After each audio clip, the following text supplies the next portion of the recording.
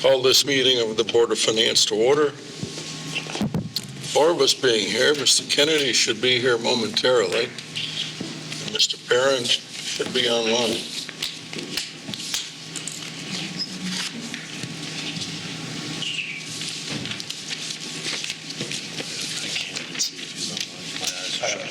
I can't see that either. Second one down, looks like. Oh, yeah. Okay. Yes. First name hasn't been.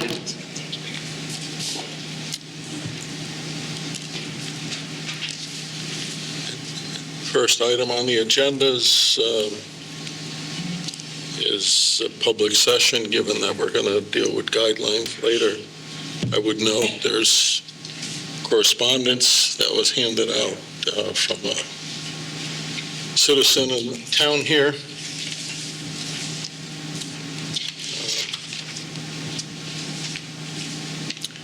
Advocating to not be at that 6% tax level that was talked about at the 3 board, given the +1s as they stood.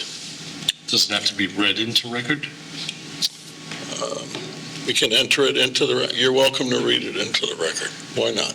Go ahead. Me? Why not?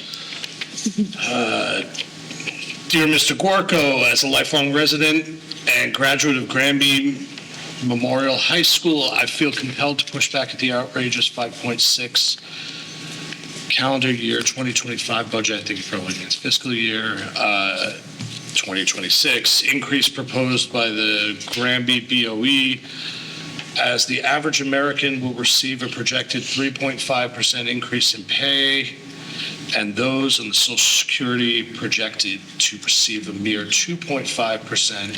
I feel it is due time for the Board of Ed to live within its means. These are not my words, don't message it. The current student population for all schools is 1,742 with a classroom teacher count of 144, resulting in student-teacher ratio of 12:1. According to NCES, this is below the national ratio of 1:16. States like California limit the student-teacher ratio to 25:1 for reference. Granby's student-teacher ratio in 2010 was 13.7:1, showing a gradual decrease in the ratio while the BOE continues to request unreasonable budget increases. My company reduced headcount by 16% in the past year due to cost increases as businesses across the board were forced to reduce expenses in these difficult economic times. The BOE needs to do the same. I am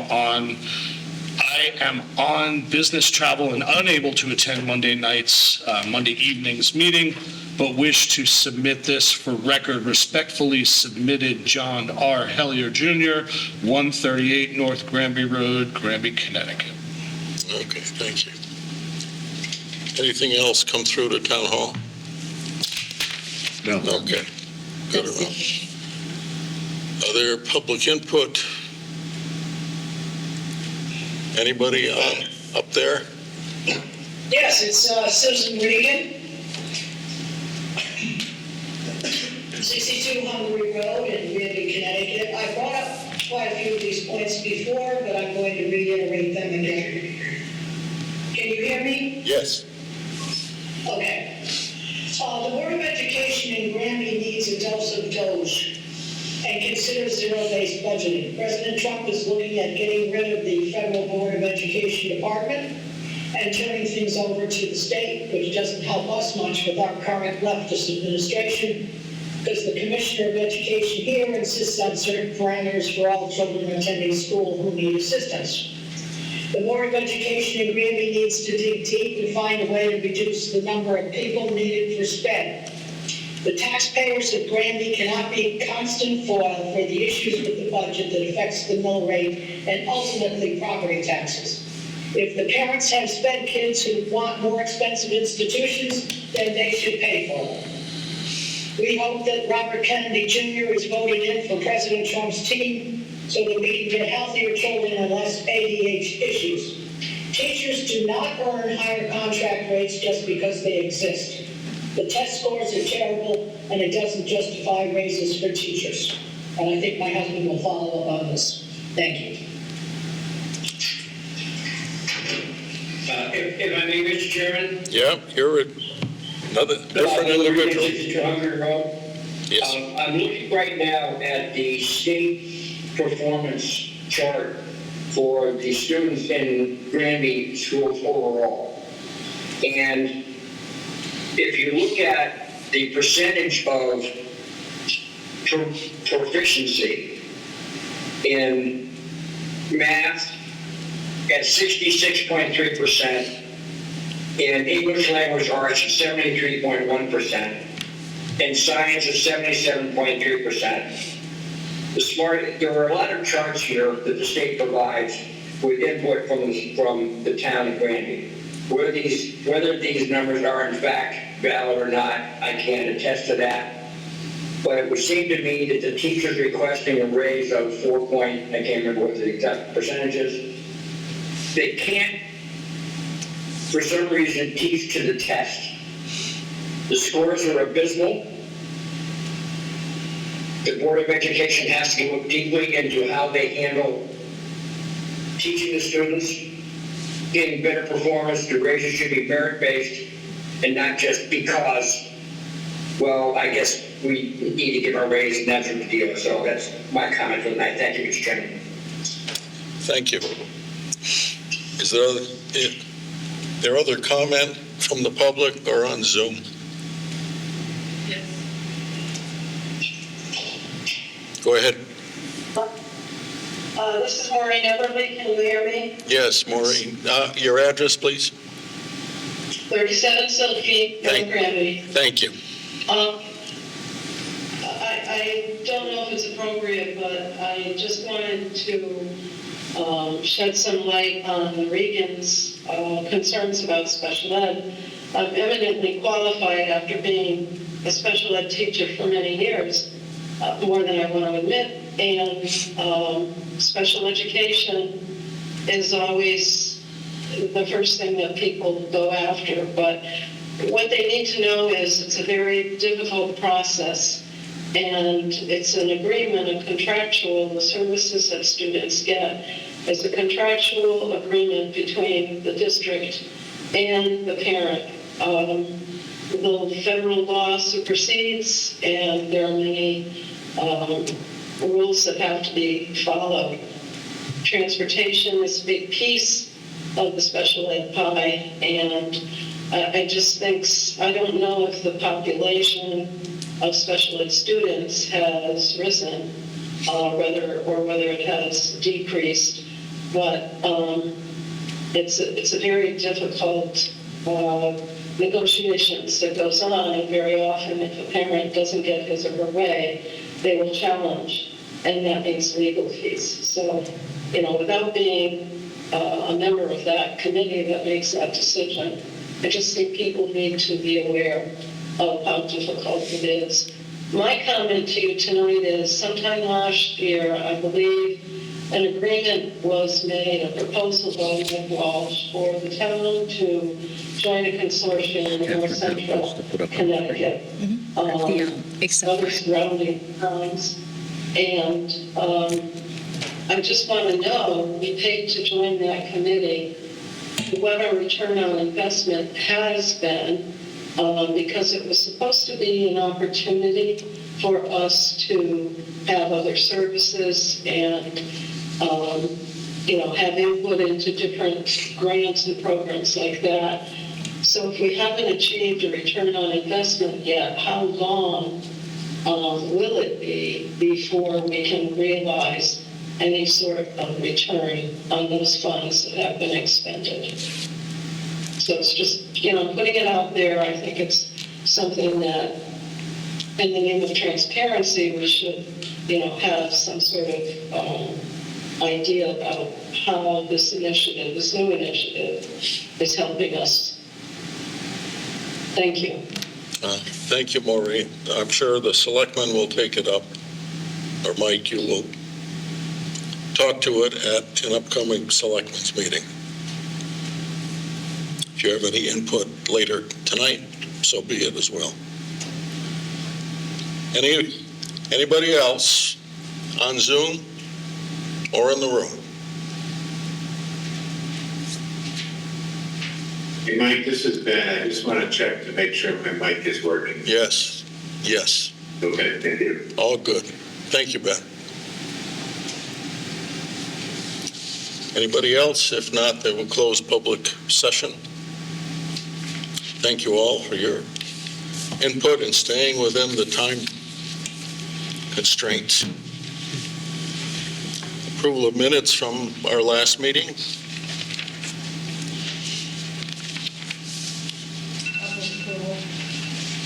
I'll second.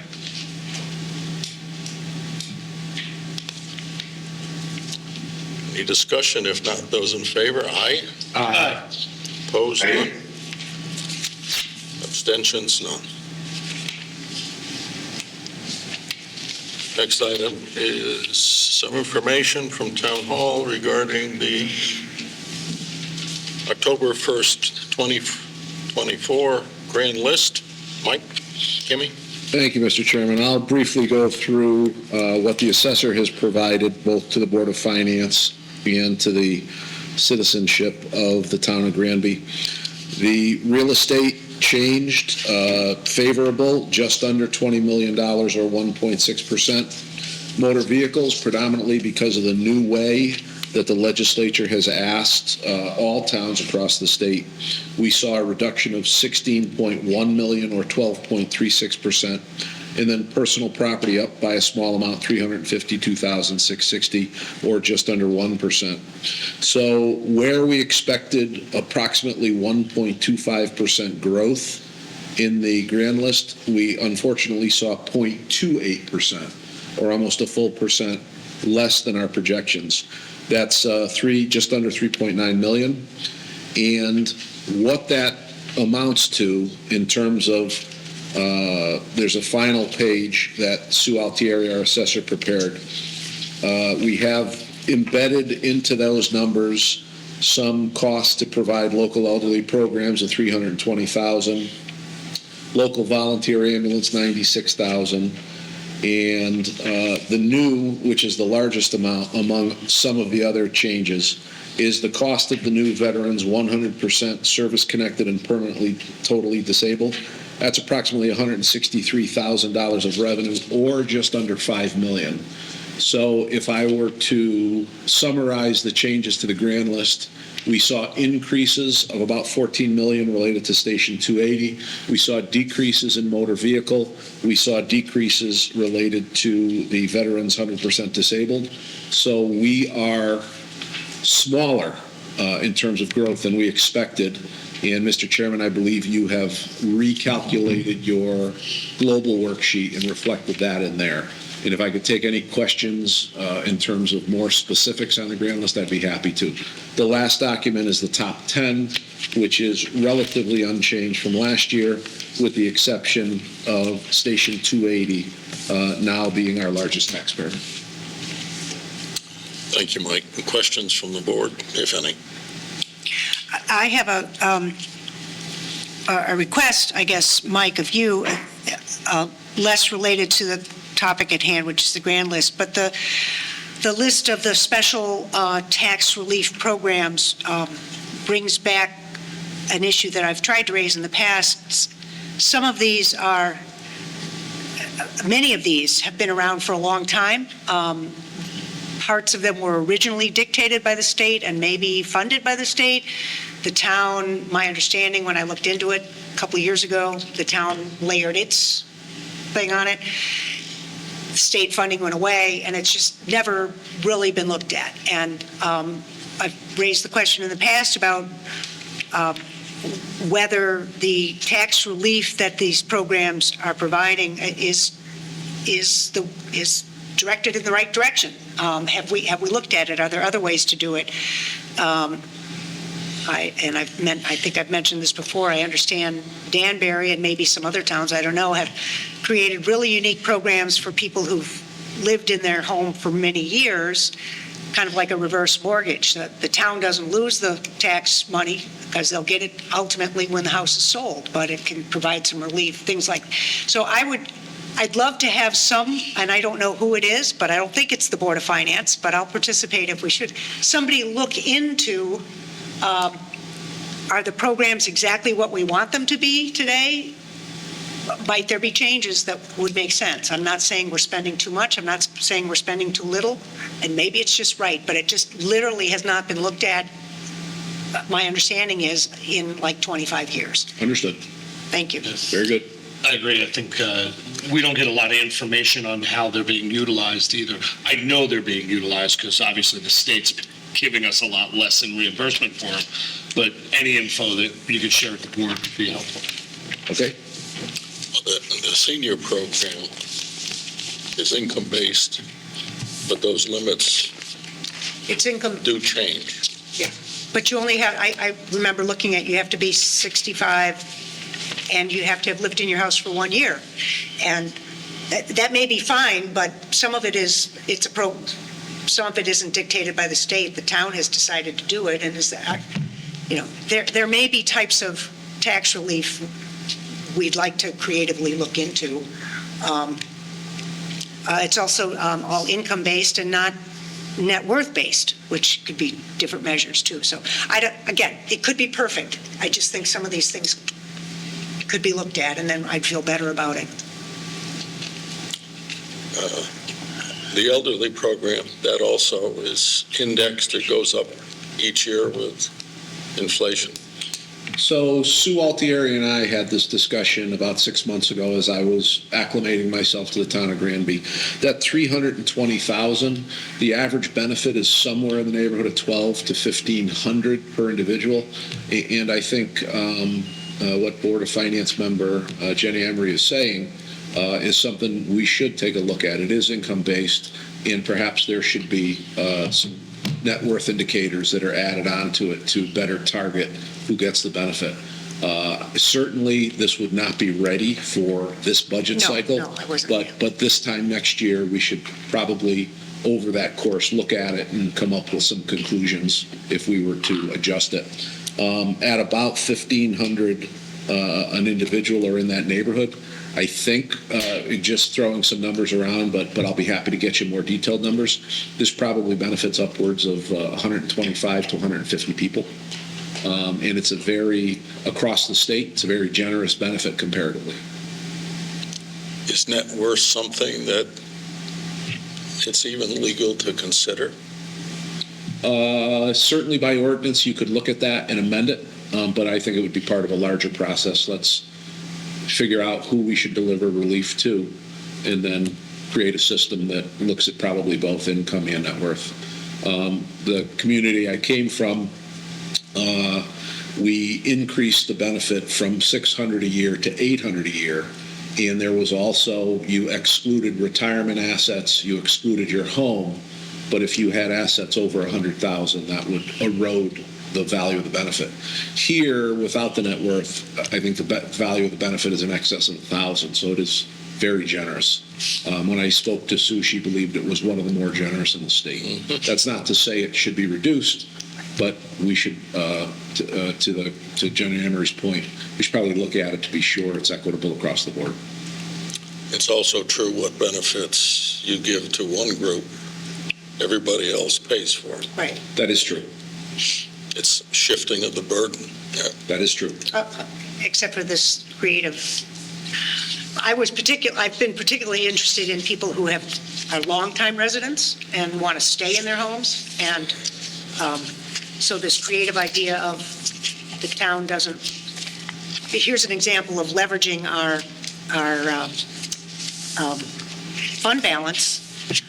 Because you don't need the cash flow necessarily, and you don't lose the taxes because you'll get them when the person sells the house. My understanding is right now the benefit that goes on an annual basis is not linked to a recovery. No, it's not. No, none of this is. But it could be. But it could be. Yes.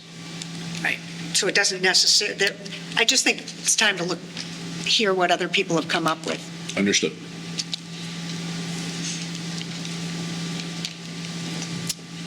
Okay.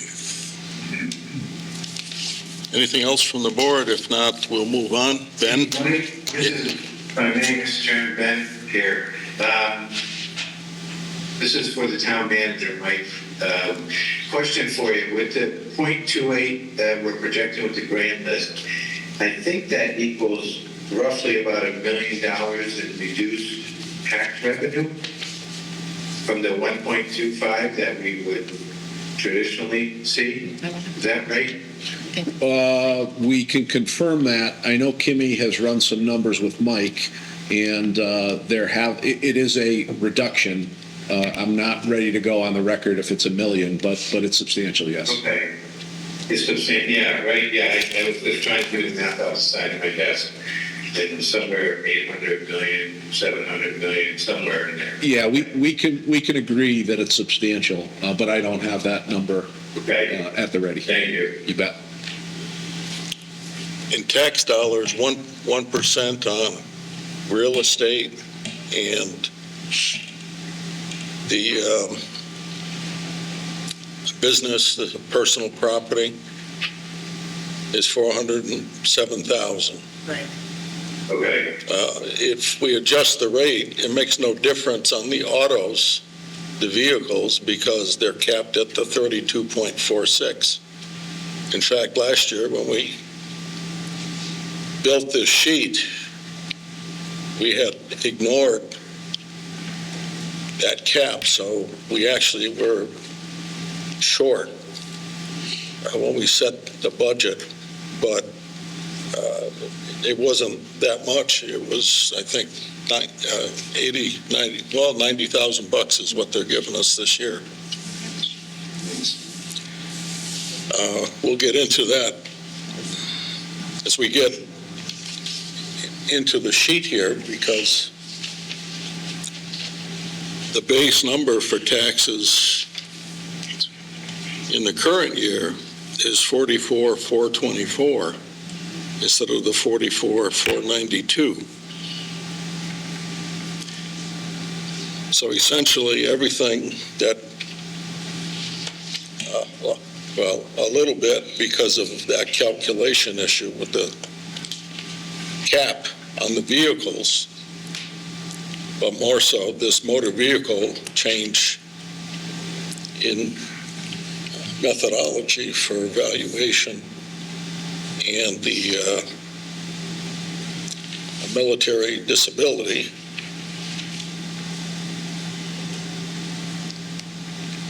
Basically, that's what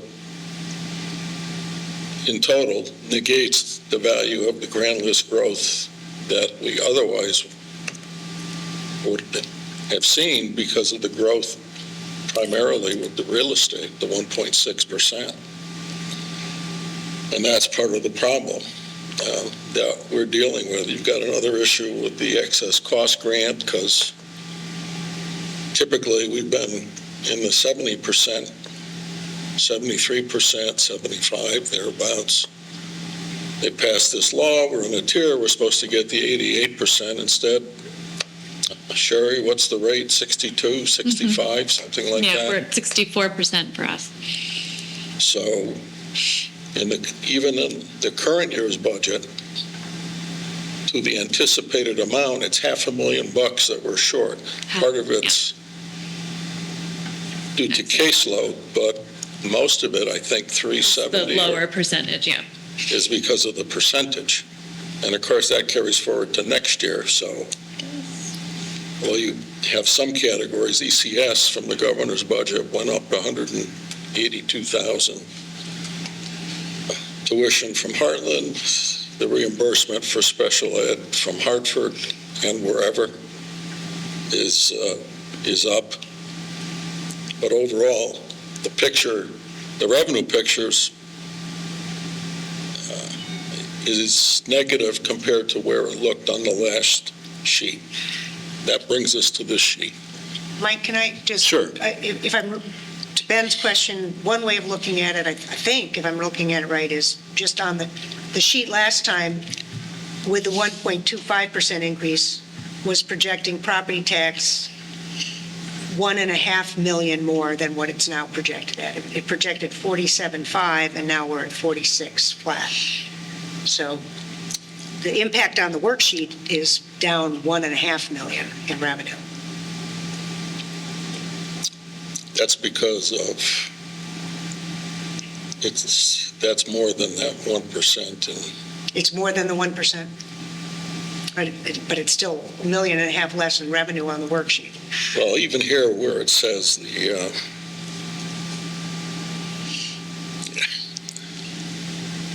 even here where it shows a mill rate change, this mill rate change is not on the pool. It's the mill rate change percentage off the 33.13 to get to that number. But that, at this point, I haven't done it here, but the motor vehicles have to come out of the rest of it because they don't move the same way. Yeah. And they equate to basically 10%, the motor vehicles are 10% of the list, Right, okay. roughly.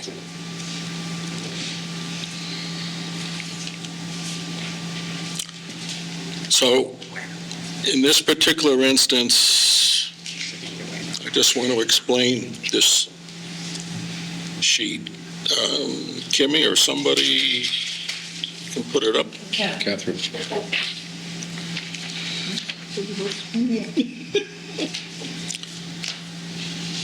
I'll go quickly through it, but if you look at 26, I'm going to do the revenues first and then go back up to the expenditures. Go back to the way it was.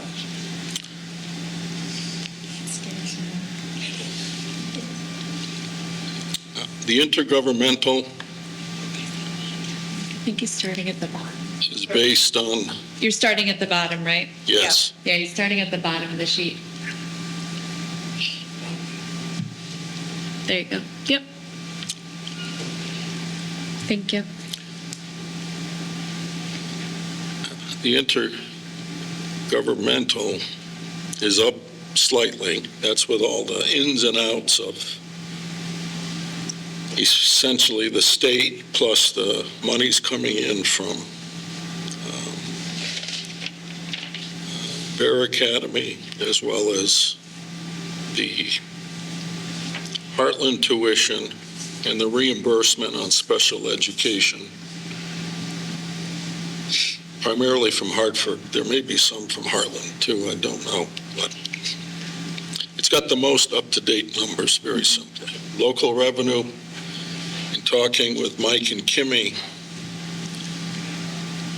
they've moved the, it's up a couple $100,000 because we moved the interest account from, what was it, 200 From 200, yes, to 400? to 400. Okay. And in this instance, the use of the general fund, instead of having it at the flat 2 million, I've made it the 2,185. And that's because of what we need to do to deal with up top. If we go to the top of the page, the expenditures, it's got the municipal plus one number, 2.4. It's got the net debt number is 1731. There's use of the bond premium. Without it, the 1731 would be 105,000 more. And in order to, so what I did is I captured the 105 going to C and F in this example.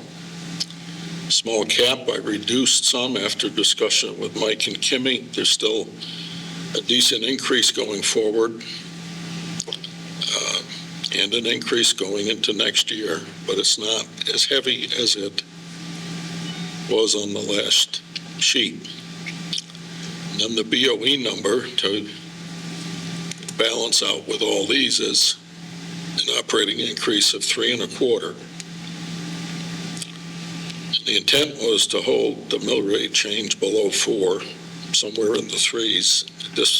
On this sheet, it seems to calculate to 387. Obviously, it's early.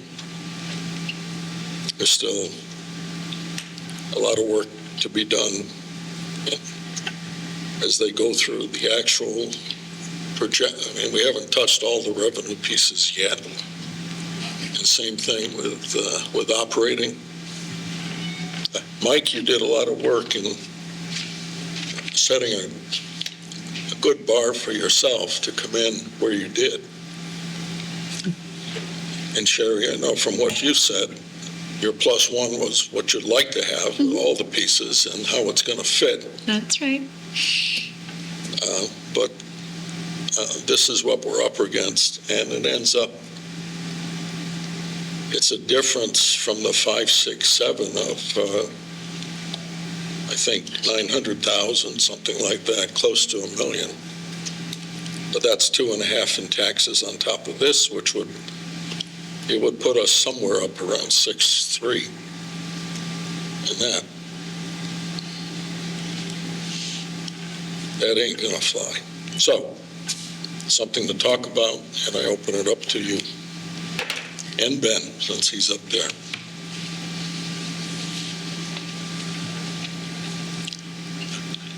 Ben, you're the farthest away. Any comment?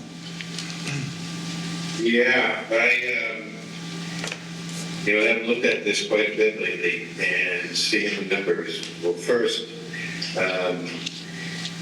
on the Board of Education side, where we're looking at 3.25, as we were thinking about, at least as I'm thinking about it, is we're in a difficult time this year. We've been able to move money out of the general fund and give, like last year, give more money to the Board of Ed. This year, we're able to pull similar levers, but the factors around us, whether it's reduced grand list that we just talked about, who knows what's going to happen at the federal level with the mandates and stop funding of different programs. I don't know exactly what the exposure is for our town, totally dependent on the federal government, but if that's something else to keep an eye on, that is going to need possibly capital if we were to need to shore up what the federal government is pulling away from. I still look at the numbers at a macro view, and since 23, the Board of Ed's budget has, if we stay in track to what's recommended here, has increased $5 million in 3 years.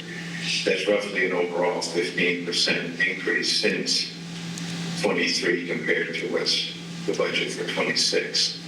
So I'm not thinking we're going backwards. I think what I would be asking the Board of Ed is to prepare their budget in regards to what is a decrement and increment lists to come in at these numbers that we're seeking here. I'm not sensing we have a lot of flexibility to move up much further than what we have here. So that's my 2 cents. From the board? Other comment? I can go. Yes, I guess I would echo Ben's comments there, in the sense that it is going to be a tougher year. I mean, certainly the lack of revenues that were coming in put that additional challenge on there. I know probably the 3.25 for the Board of Ed is a lot less than what was initially anticipated and asked for. We want to support the Board of Ed and do feel like we'll be engaged in the workshops and see what we can do to help you get there. Certainly when we kind of look at the overall picture from the town, kind of judging around what the town has given us feedback over the last several years around town budgets. Some of them are narrowly passed as is, and even coming in at a 3.87 increase, that's a lot to ask from the residents of this town. Our town, again, is a little bit different than some of the others in the surrounding area, where it's 90% of the tax base is on the residents. So that's certainly each household is individually impacted. And so that certainly, I know for me, weighs on my decisions kind of coming in here. And we're trying to protect the livability of people to come in here, own homes and pay taxes. And some of it, when we kind of think about the next several years, it just gets even more challenging as taxes continue to increase. So, I guess like Ben said, we've seen good increments over the last several years. So hopefully we can kind of roll up the sleeves again. Once again, I know it gets challenging each year, but really hoping that we can make this work and make it work for the schools and our children. Jenny?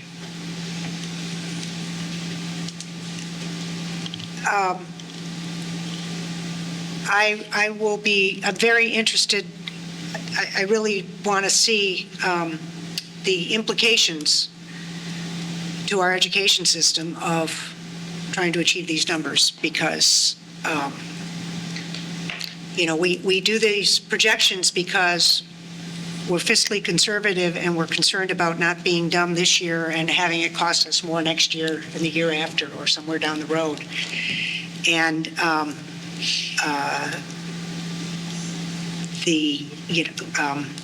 I've raised this before, we're falling behind on the teacher pay.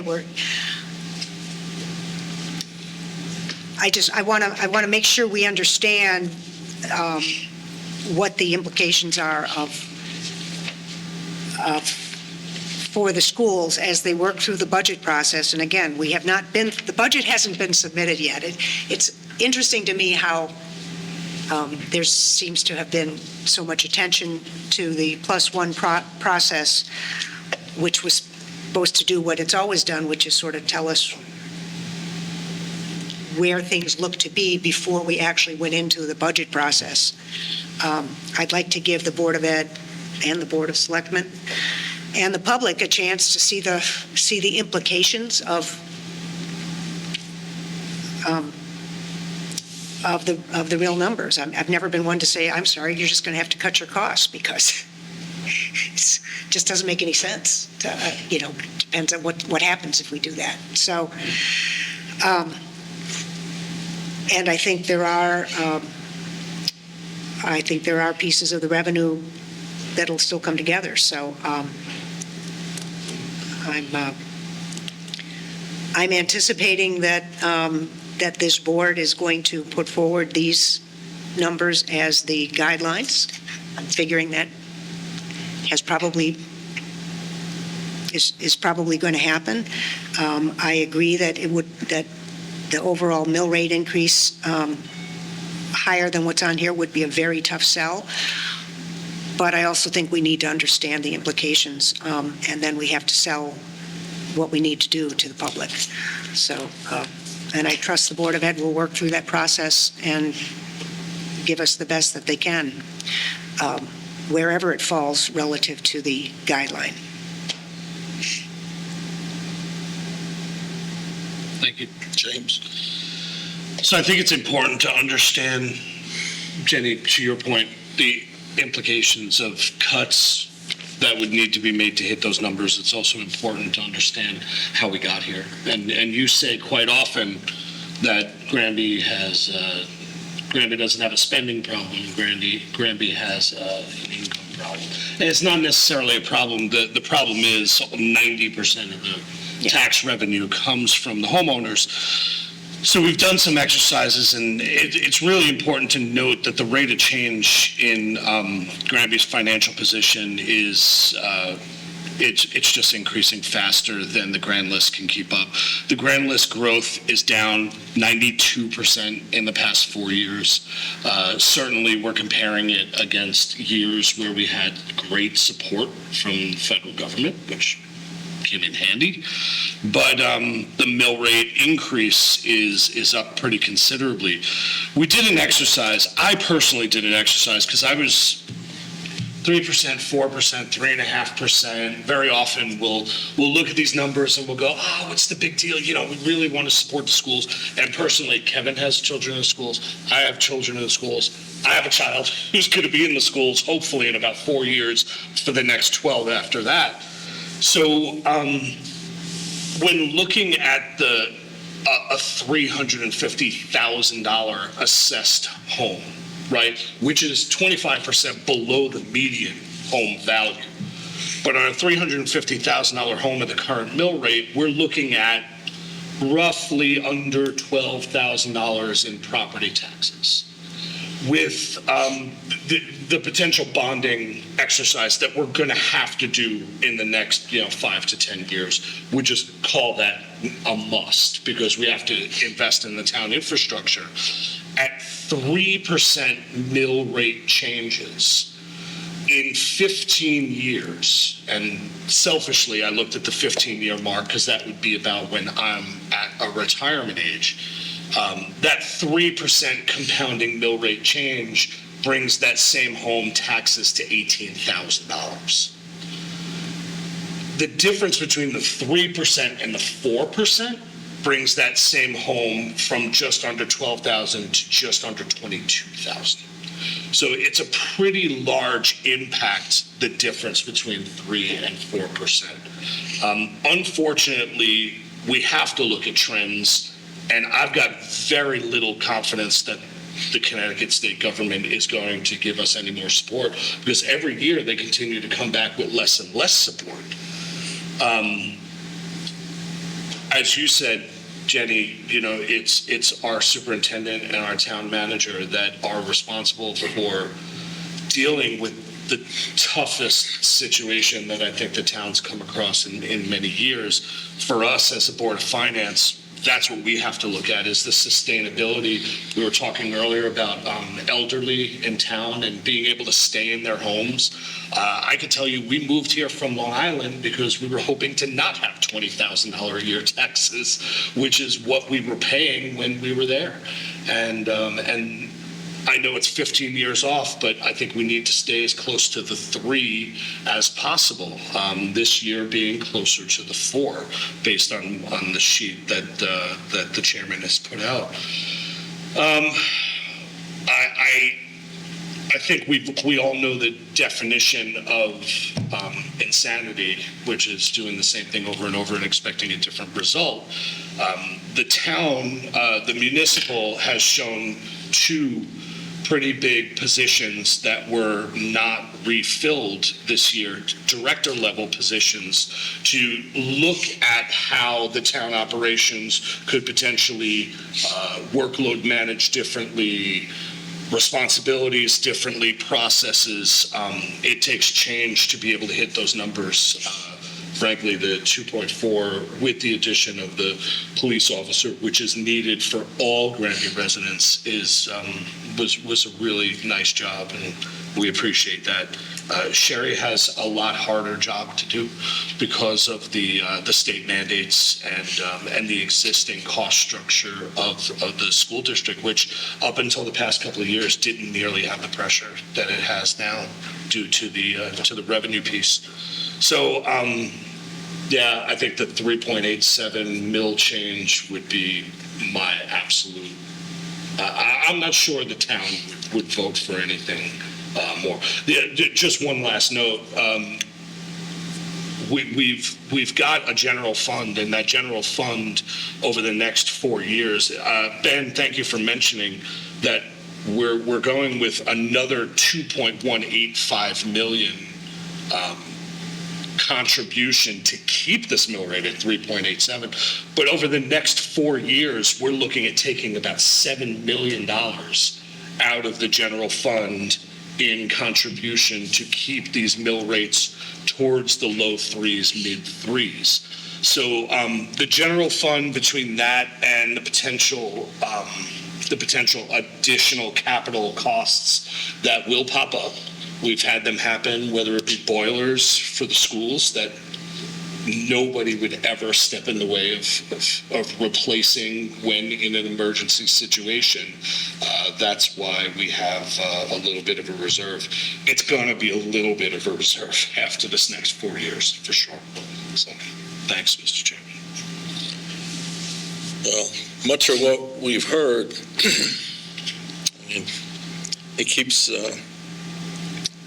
bringing to mind the rule of 72.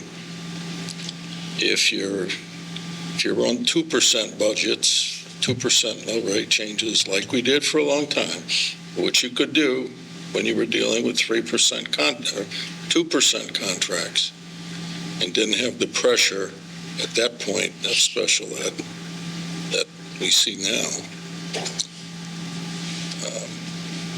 Rule of 72, your taxes doubled roughly, or your number will double in roughly 36 years.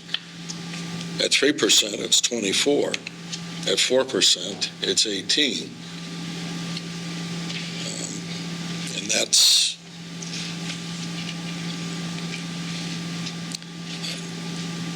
keeping Granby affordable is important.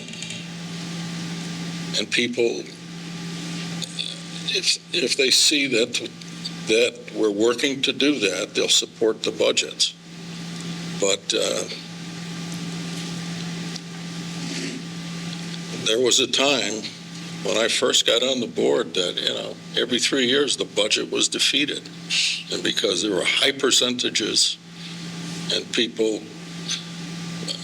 there was a taxpayer group, the PTO and other groups were very active, this and that, and it just was the highs and lows. It was very difficult, and that's where the +1 process came in, that we see what the wants, the wish list may look like, but we also have to put some legality into it, and we can't wait till the last week of March to make the changes to bring it in where we think it needs to be. So hence the guidance.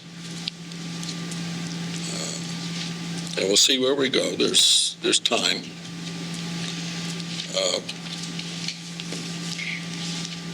Jenny?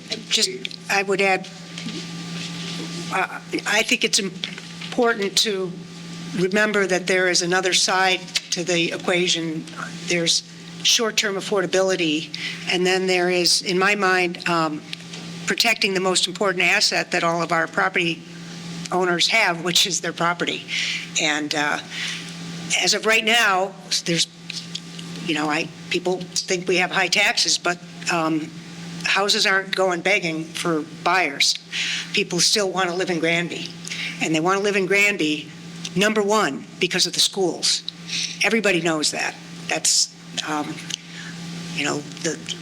the rankings may go up and down. It's been hard times for a lot of schools since the pandemic. But the bottom line is people keep moving to Granby, and I want to make sure somebody's there to buy my home when I want to downsize. And I think our job is to make sure that continues to be true too. So that is the balance. We often talk about it in terms of, well, it's what the operating boards need, or what the taxpayers need. But the real balance is, what must we spend in order to do today what we need to keep doing so that our town continues to be a town that attracts people who want to live here. It's a great point, and I think an important component of this is looking in all the areas, at least, coming from the corporate world and running a company, it's looking at all the areas that are not in that world customer facing, right? The least amount of disruption to the customer, and for us, that customer is the resident, it is the student, and that's the tough part, right? Is ensuring that the service levels are where they are, so that we do increase test scores, and we do have safe properties and safe streets for our residents. Which is why making sure we understand what it means if we achieve these numbers, what's lost in achieving these numbers. I always said after the pandemic, the first year of the pandemic, when we saved $2 million, we lost $2 million. When the Board of Ed saved, we lost $2 million worth of education. Let's not forget that. We're not a business. We are a service organization. We provide a service. We were unable to provide the service we should have. And we got to put the money in the bank. It's sort of a perverse thing, but we have to, I just think it's important to remember that. Yeah. Jenny and here, and I think both of us haven't served in the Board of Ed for quite a few years, understand the role of the Board of Ed, and their job is to advocate for the children and make sure the best and safest school systems in place for our residents, right? I do, and what I don't want this to become is, that the Board of Ed versus the Board of Finance. That's not the idea here. The idea here is we're presenting a model of what we think is affordable, and it's a guideline to operate with. Now, hopefully the Board of Ed takes it in good context and looks at it and sees what is it they might need to do systemically as well to see what's going on. Our models also project out future years. And so we're signaling at the same time that increases of 4%, 5%, 6% year over year is something that is not sustainable. So I'm hoping that the Board of Ed will take a look at their operations, much like the Board of Selectmen did, to see maybe there's some fundamental restructuring that is there. That's an opportunity to keep our services, but to also maximize the resources we have.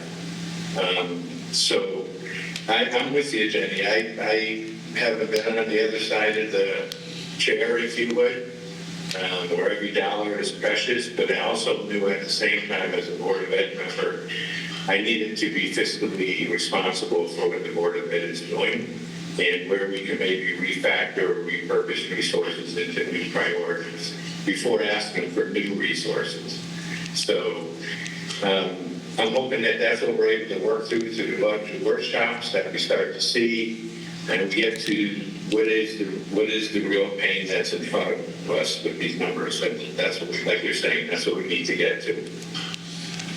If there is pain, I don't know. Further comment from the board?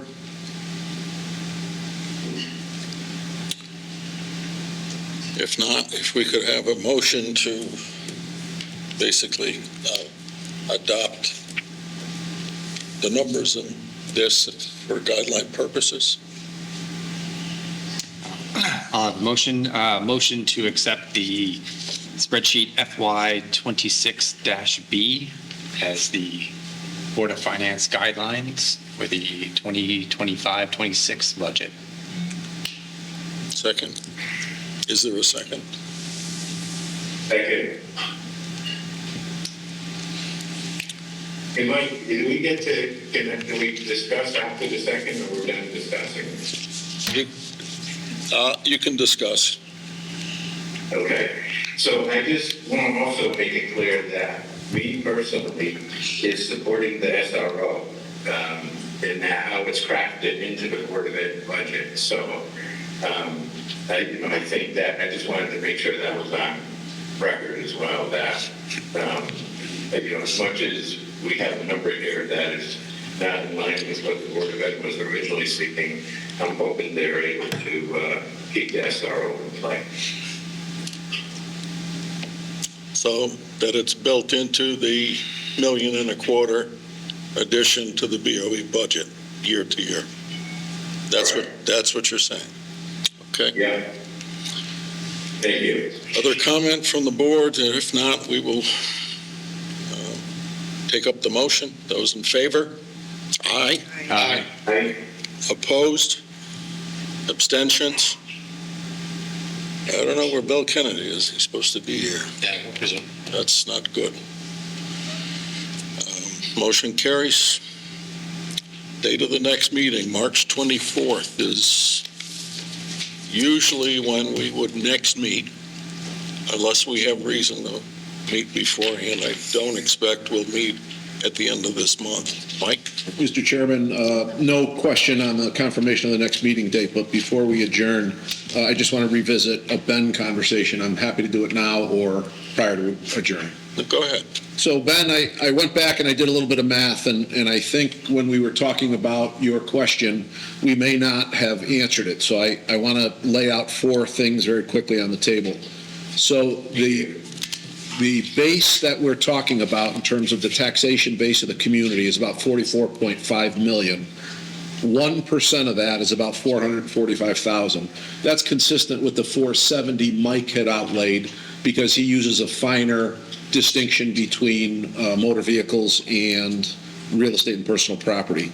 So 1% of the tax load is 445,000. However, if we talk about what 1%, what 1 mil is, meaning the 44,500,000 divided by the 33.13, a mill raises about 1.343 million. So I think we may have mixed apples and oranges up when we were talking. Last 2 points I want to make.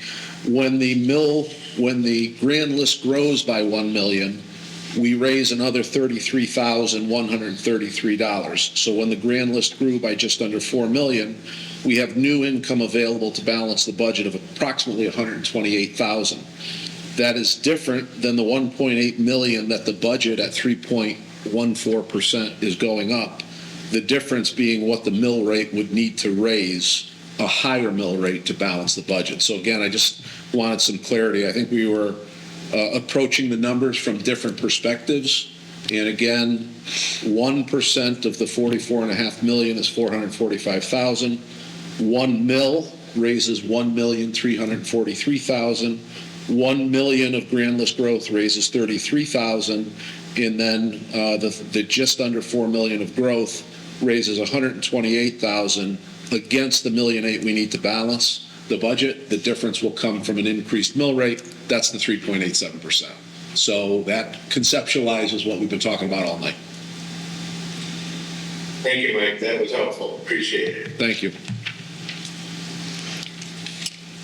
March 24th, I'd expect we will meet 7 p.m. at the Senior Center, which now will have, I guess, television, as well as Zoom at that point. Yes. Is that correct? Okay. Years ago, it used to be 2 nights. One night we'd do municipal, the next night would be education. In the last few decades, we've done it all in one shot, and hopefully we'll be able to do that, although I have no problem continuing to the next night if we have to. It all depends where we are, how things fit. When they fit, things go smoothly. We do not, that night, take public comment. Obviously, it's a public meeting. We don't take public comment because whatever we do, we're sending it to public hearing, which will be April 7th. And the vote will be 2 weeks thereafter. If we should need to meet the end of February, you'll see a notice, but otherwise, I may have one on the calendar, but usually we do not meet then. When the financials become available, though, from both boards, if they can get sent to us, emailed out, and we'll get the hard copy in March. Workshops. I will need volunteers for both. The selectmen have a schedule set up. I assume the BOE does also at this point. Question on that. I saw the schedule come out with but are they going to be Zoomed as well so that people can join in remotely? The workshops? Yeah.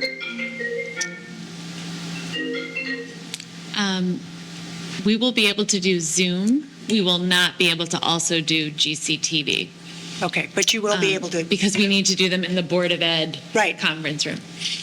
Okay, but you will be able to have a Zoom option. How about, and the Board of Selectmen will be able to, or? I believe we're going to be in here and we will do both GTV and Zoom. Okay, Yeah. great. That makes it a lot easier to participate. Okay. I'd entertain a motion to adjourn, please. So moved. Second. Those in favor, aye. Aye. Opposed, none. Abstentions, none. Motion carries. Good night, all. Thank you.